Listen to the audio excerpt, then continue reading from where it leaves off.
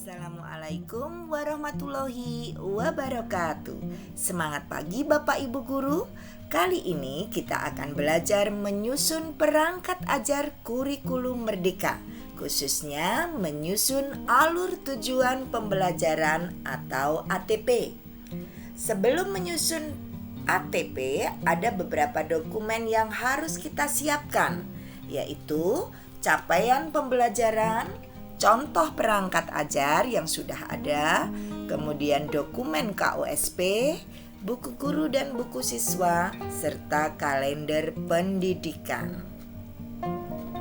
Dalam merancang kegiatan pembelajaran ada beberapa alur yang harus kita lewati, yaitu memahami capaian pembelajaran, kemudian merumuskan tujuan pembelajaran, menyusun alur tujuan pembelajaran, dan merancang pembelajaran yang nantinya tertuang di dalam modul ajar.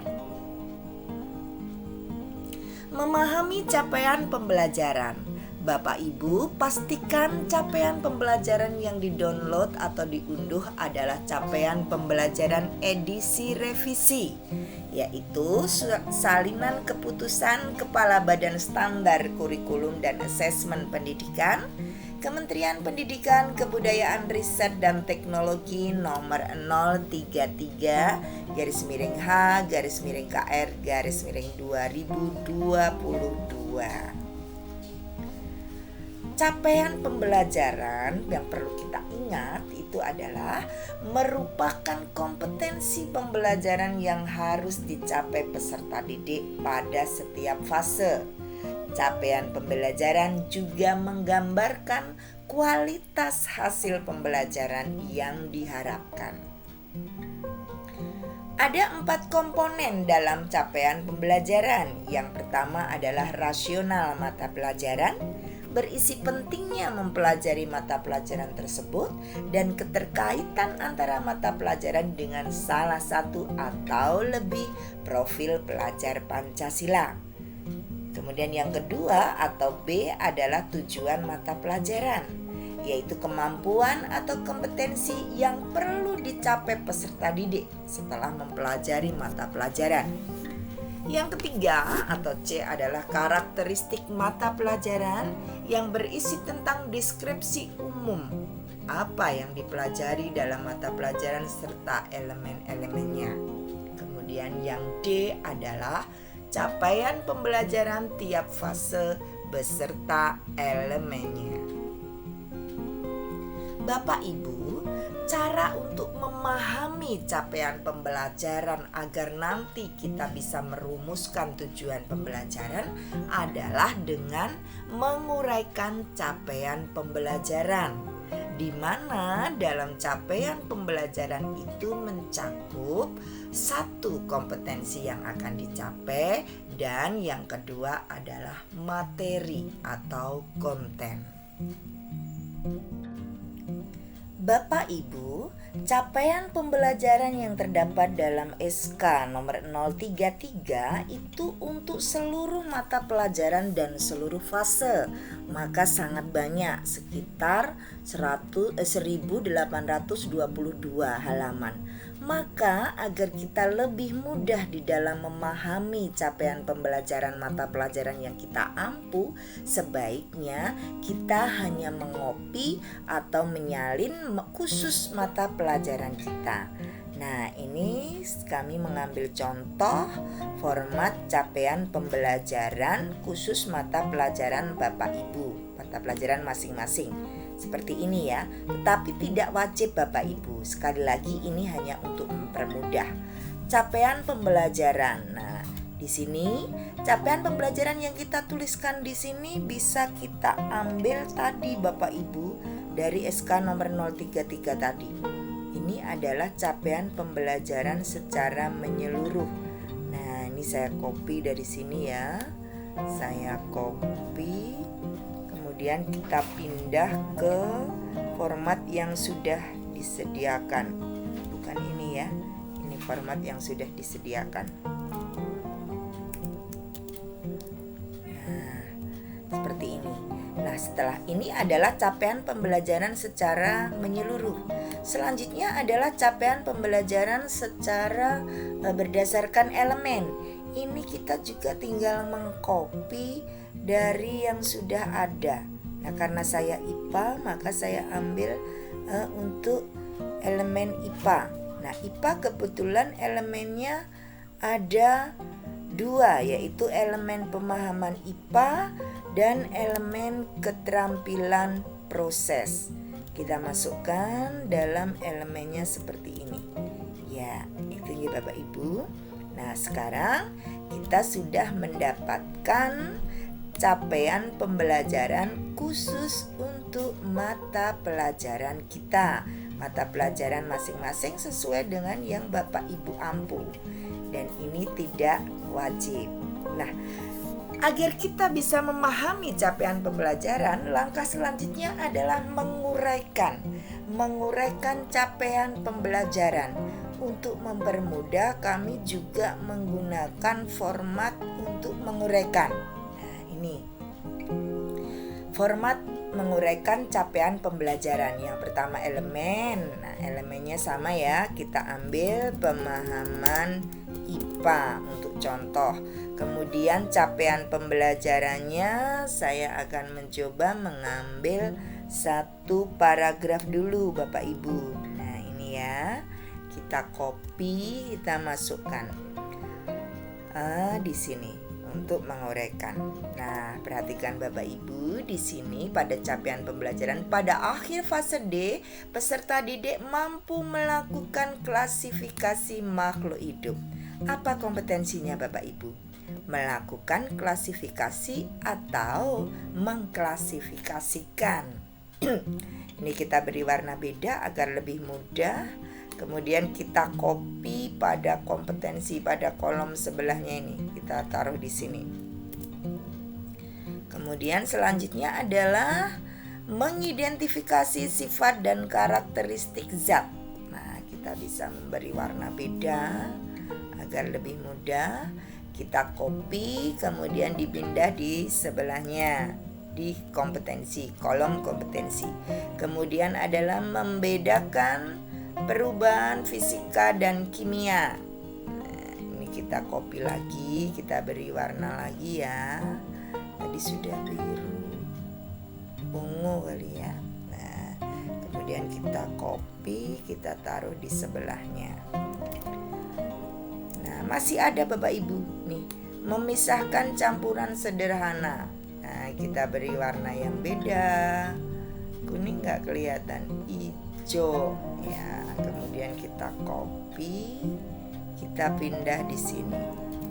Nah, Bapak Ibu, kita sudah mendapatkan kompetensi yang termuat di dalam capaian pembelajaran. Selanjutnya materinya. Melakukan klasifikasi makhluk hidup, berarti materinya adalah klasifikasi makhluk hidup. Kemudian mengidentifikasi sifat dan karakteristik zat. Sifat dan karakteristik zat. Kemudian materi selanjutnya adalah perubahan fisika dan kimia. Dan yang terakhir adalah pemisahan campuran. Nah, kita harus menguraikan seluruh capaian pembelajaran yang ada di capaian pembelajaran fase kita. Nah, ini Bapak Ibu, kita sudah menguraikan menjadi beberapa. Setelah kita uraikan Bapak Ibu, kemudian kita kelompokkan. Kita urutkan. Mana yang akan kita berikan lebih dulu. Bapak Ibu juga bisa mengacu pada buku panduan sebagai salah satu referensi atau salah satu sumber belajar. Jadi dari capaian pembelajaran kita mendapatkan beberapa kompetensi, kemudian materinya apa, dari situ kemudian dikelompokkan dan kita akan menyusunnya menjadi alur tujuan pembelajaran. Bapak Ibu, setelah kita mengelompokkan dan mengurutkan kompetensi serta materi dari seluruh capaian pembelajaran pada fase D, selanjutnya kita menyusunnya dalam alur tujuan pembelajaran. Nah, ini adalah identitas umum. Kemudian capaian pembelajaran kita tuliskan lagi di sini. Bapak Ibu tinggal mengcopy dari capaian pembelajaran yang sudah kita tulis tadi. Nah, ini adalah kolom. Ini tergantung kebijakan sekolah masing-masing. Jadi tidak harus seperti ini, dan ini hanya contoh. Kebetulan kami membaginya menjadi, yang pertama adalah kolom rasionalisasi.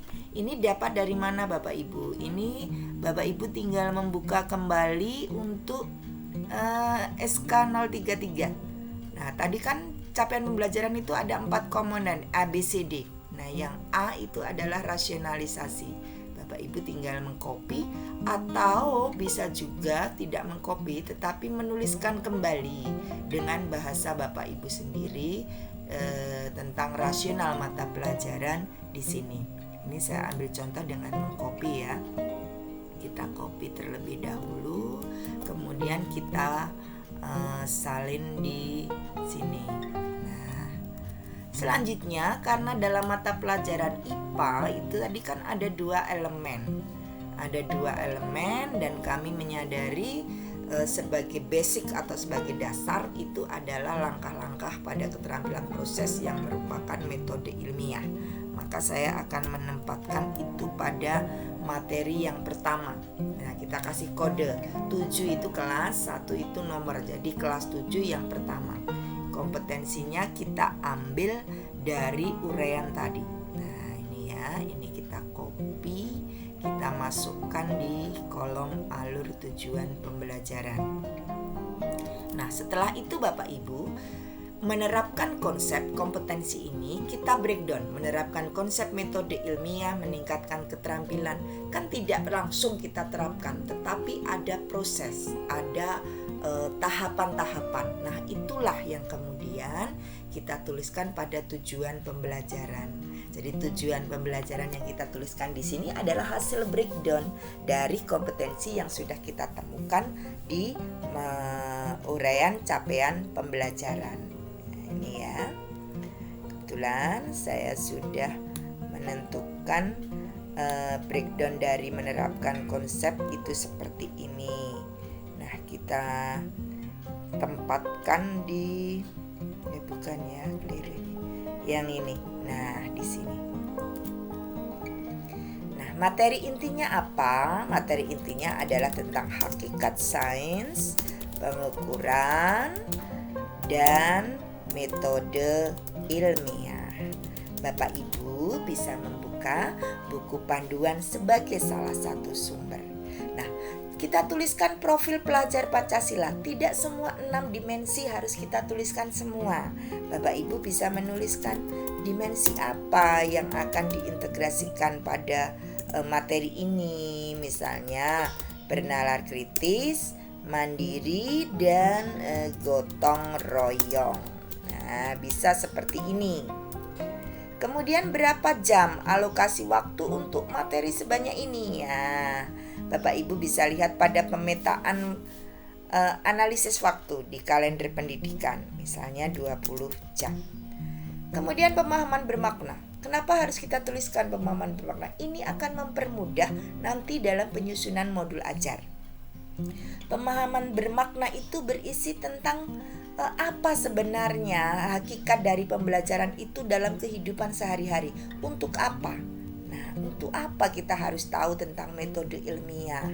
Nah, itu bisa kita pelajari. Ternyata para ilmuwan itu dalam menemukan temuannya itu melewati beberapa langkah. Nah, kita bisa di sini pemahaman bermaknanya adalah merancang suatu percobaan dengan menggunakan metode ilmiah. Nah, ini adalah salah satu Bapak Ibu. Kemudian dari yang sudah kita uraikan tadi, semua kita susun menjadi alur tujuan pembelajaran. Tadi ada 71 ya, kemudian ini 72-nya. Nah, ini 73-nya. Ini 74, 75, 76, dan 77.